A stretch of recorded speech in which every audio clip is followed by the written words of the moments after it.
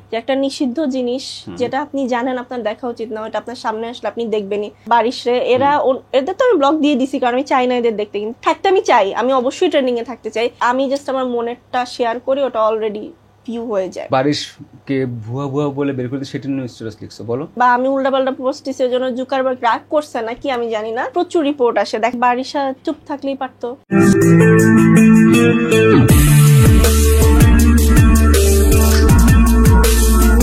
বাজে মন্তব্য করলো তনিয়াপুর হাজবেন্ডকে নিয়ে, কারো হাজবেন্ডকে তো টানার দরকার নেই, কারণ উনি এমনি ফেমাস, ওনাকে কিন্তু কারো পিছে লাগিয়ে ফেমাস হওয়ার দরকার নেই।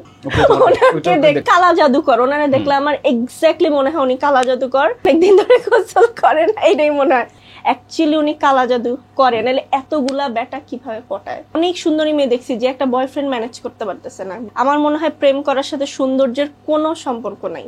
তুমি কেন দেখতে পারো না?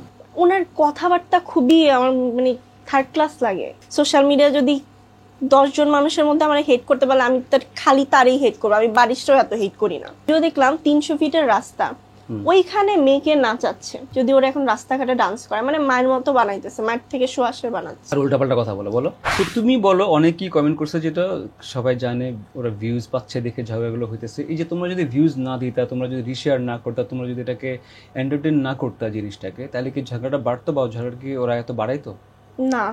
তবে কি এটা একটা মেন্টাল সাইকোলজি, আপনি যেটা দেখতে চাইবেন না ওটা আপনার সামনে আসলে আপনি দেখবেনই। এটা আমি নিজেও লাইভে বলছি যে একটা নিষিদ্ধ জিনিস যেটা আপনি জানেন আপনার দেখা উচিত না, ওটা আপনার সামনে আসলে আপনি দেখবেনই। আমি যত অপছন্দ করি এই বর্ষারে, যত অপছন্দ করি এই বারিশে, এদের তো আমি ব্লক দিয়ে দিছি, কারণ আমি চাই না এদের দেখতে, কিন্তু এরা যখন অন্য পেজ থেকে আসে আমি আগে দেখি, আচ্ছা কি হয়েছে একটু দেখি, তো তারপর আমি ব্লক মারি। এটা I can't ignore them always, কারণ কিছু কিছু টপিক আছে না যে ঝগড়ার টপিকটা আমি দেখে নেই, আচ্ছা কি হয়েছে একটু দেখি, তারপর ব্লক মারি। আমি ব্লক মেরে দেই যত পেজ থেকে আসে। আমি যে কত পেজ ব্লক মারছি আপনারটা বাদে আর কি। ওকে, হ্যাঁ, থ্যাংক ইউ। তারপরে বলো। তো হ্যাঁ, আমরা তো লাই দেই, তোমরা মজা নিচ্ছ, তোমরা এগুলো দেখতেছো। আমি খুব কম দেখি, আমি খুবই কম দেখি, আমি ব্লক করে দেই। না কম দেখো, এই যে তুমি লিখতেছো কিন্তু তোমরাই লিখতেছো, তোমরাই কিন্তু পোস্ট করতেছো।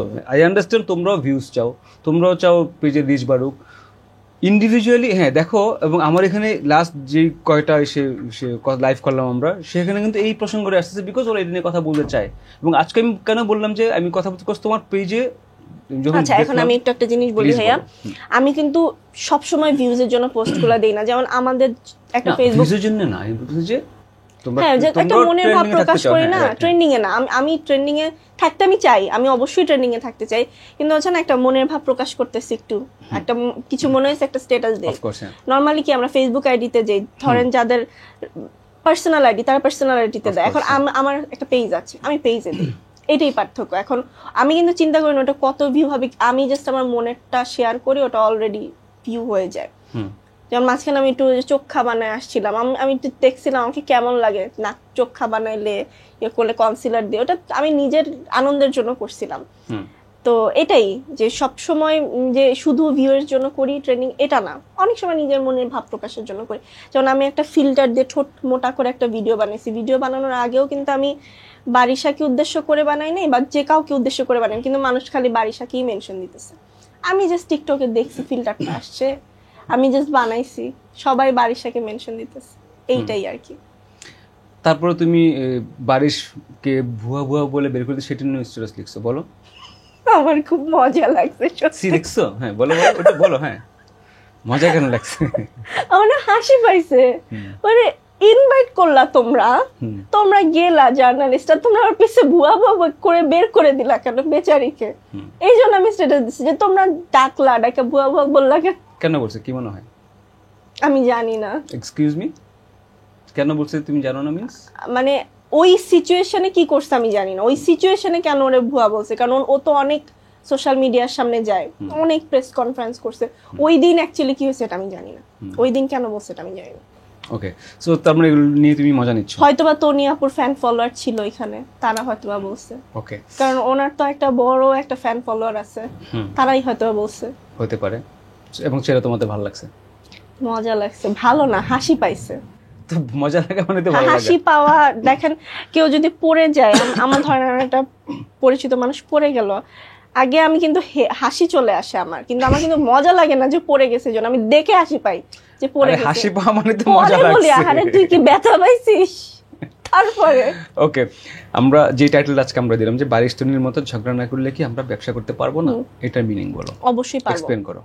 কেন পারবো না, অবশ্যই পারবো। বাংলাদেশে অনেক ভালো ভালো সেলার আছে যারা কোনো কন্ট্রোভার্সি কিন্তু তোমাদের তো রিচ কম, ভিউজ নাই। আচ্ছা ভাইয়া, আপনার কি মনে হয় ভিউজ হলেই সেল হয়? এটা কিন্তু মিথ্যা কথা। তোমরা বলো, আমি তো এই টপিকটাই শুনতে যাচ্ছি। খুব ভিউজ হলে সেল হয় না। আমার এরকম লাইভও গেছে যে লাইভে আমার 2K 3K ভিউজ হয়েছে কিন্তু সেল খুব কম হয়েছে। আবার অনেক লাইভ ছিল যেখানে আমার 200 ইভেন 100 ভিউতে আমার অনেক সেল হয়েছে। কিছু মানুষকে আছে না, ওই যে সার্কাসে যেমন বান্দর দেখতে আসে না, ওই ভিডিওগুলো দেখতে আসে। ওকে, যে দেখি তো যেমন ওই যে বর্ষার থেকে কি আসলে মানুষ খুব, আমার তো মনে হয় মানুষ দেখতে আসে যে আজকে কোন ফ্যানের সাথে দড়ি লাগালো ওইটা দেখার জন্য, ওর কাছ থেকে কিনতে আসে মানুষ। এটাই যে ভিউ, অনেক ভালো ভালো সেলার আছে, তো এইটাই আর কি। সো তোমাদের ব্যবসার জন্য তো একটা রিচ দরকার, ফেসবুকের রিচ নিয়ে তুমি কথা বলতেছিলে, বলো একটু। রিচ দরকার, কিভাবে রিচ বাড়বো আপনি আমারে বলেন, আমি তো নিজেও জানি না কেমনে রিচ বাড়বো। আমি এইটাই তো রিচ তো বাড়তেছে। আমি ইদানিং খুব মানে ডিপ্রেশনে চলে যাচ্ছি, কারণ আমার লাইভে আমার লাইভে প্রচুর রিপোর্ট আসে। আমি দেখা যায় আমি লাইভ করতেছি, লাইভের উপরে আসতেছে কপিরাইট ইস্যু, তারপর ভায়োলেশন অন লাইভ, তারপর লাইভটা একা একা ডিলিট হয়ে যাচ্ছে। ওহো, কেন? আই ডোন্ট নো কারা করতেছে এটা, হয়তো বা কেউ করতেছে অথবা অটো আসছে বা আমি উল্টাপাল্টা পোস্ট দিছি ওই জন্য জুকারবার্গ রাগ করছে নাকি আমি জানি না, বাট আমার প্রচুর রিপোর্ট আসে। দেখা যায় যে আমার 1 বছর আগের পোস্ট ওগুলোতে রিপোর্ট আসতেছে। ড্রেসের লাইভ ওখানে বলতেছে কপিরাইট ইস্যু, শাড়ির লাইভ করতেছি ওখানে বলতেছে this contents is belong something else, someone else, এইগুলো আসতেছে। আমার প্রচুর রিপোর্ট আসে, আমি নিজেও জানি না কেন আসে।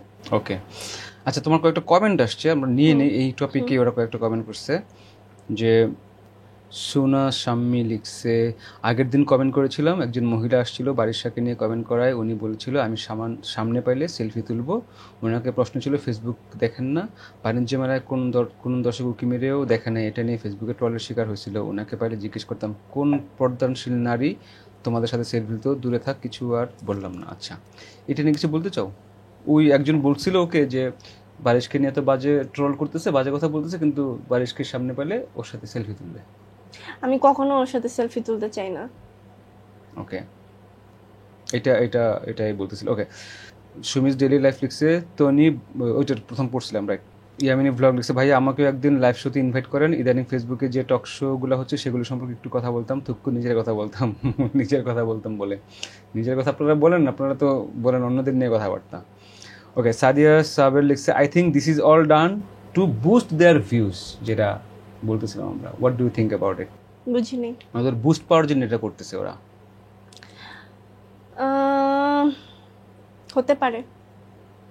হতে পারে, কারণ তনি আপু হঠাৎ করে রেগে চিল্লাচিল্লি করতেছে কেন আমি তো জানি না। হ্যাঁ, আবার দেখা যায় যে বারিশা চুপ থাকলেই পারতো।